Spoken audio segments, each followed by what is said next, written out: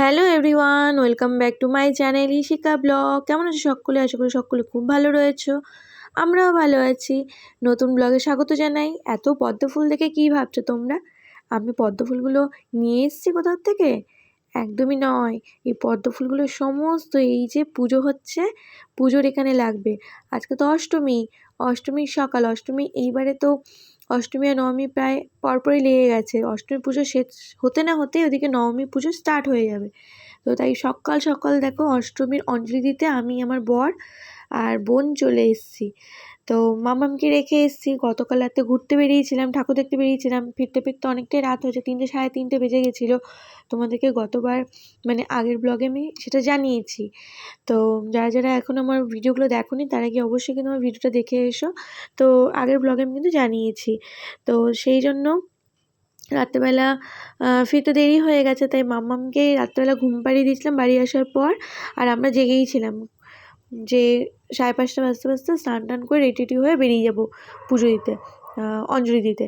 তো সেই কথা মতো দেখো সকাল সকাল একেবারে রেডি হয়ে দেখো চলে এসেছি। আর আমাদের কিন্তু অঞ্জলিটা হয়ে গেছে, তারপরের ভিডিওটাই আমি করছি। এখন কিন্তু নবমী পুজো হচ্ছে, তোমাদের সাথে সেইটা আমি ভিডিওটা শেয়ার করছি। দেখো এইটা হচ্ছে আমাদের পুরনো পাড়া। তোমাদেরকে যেটা বলেছিলাম, পুরনো পাড়ায় আমাদের এই বছর থেকে পুজো শুরু হয়েছে, মানে যেই পাড়াতে আমার ছোটোর থেকে বড় হয়ে ওঠা সেই পাড়াতে। এখন তো আমরা এই পাড়াতে থাকি না, কারণ এখানে আমরা যখন থাকতাম তখন তো অনেক কোয়ার্টার ছিল। এখন তো কোয়ার্টারগুলো সমস্ত ভেঙে ফেলেছে। তাই এখানে কিছু কিছু লোকজন আছেন যারা রয়েছে, বেশিরভাগটাই সবাই কোয়ার্টার ছেড়ে চলে গেছে, কারণ কোয়ার্টারগুলো সমস্ত ভাঙা হয়ে গেছে। আর এখন তোমরা সামনে যে বিল্ডিংটা দেখছো, এই যে এটা হচ্ছে হালিশহর রামপ্রসাদ স্কুল। এইখানেই আমরা কিন্তু 4 বোনেই কিন্তু এখানেই ছোটোর থেকে বলতে পারে স্কুলে পড়াশোনা আমাদের এই স্কুলেই। এটাই আমাদের স্কুল, তাই তোমাদেরকে একটু ঘুরিয়ে দেখাচ্ছিলাম। এইটা হচ্ছে প্রাইমারি স্কুলের রাস্তাটা, সামনের দিকে বড় গেট আছে, ওইটা হাই স্কুলের। তো তোমাদেরকে একটুখানি আমাদের পুরোনো পাড়াটা তোমাদেরকে ঘুরিয়ে দেখাচ্ছি। এইখানে অনেক কোয়ার্টার ছিল, এখন তো একটা কোয়ার্টারও নেই, সমস্ত কোয়ার্টার ভেঙে দিয়েছে রেল থেকে। দেখতে পাচ্ছ দুদিকেই কোয়ার্টার থাকতো।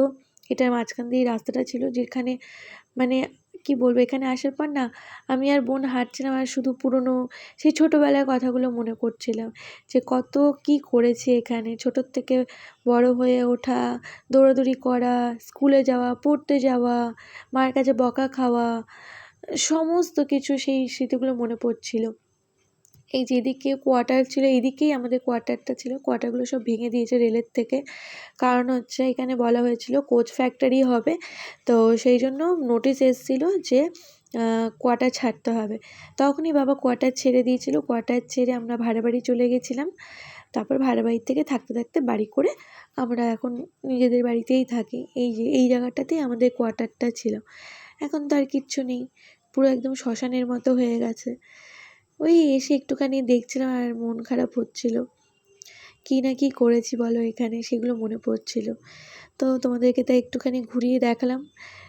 এখন এখানে কিছু কিছু মানুষজন রয়েছে যারা এমনিই আছে, হয়তো দখল করে তারা রয়েছে।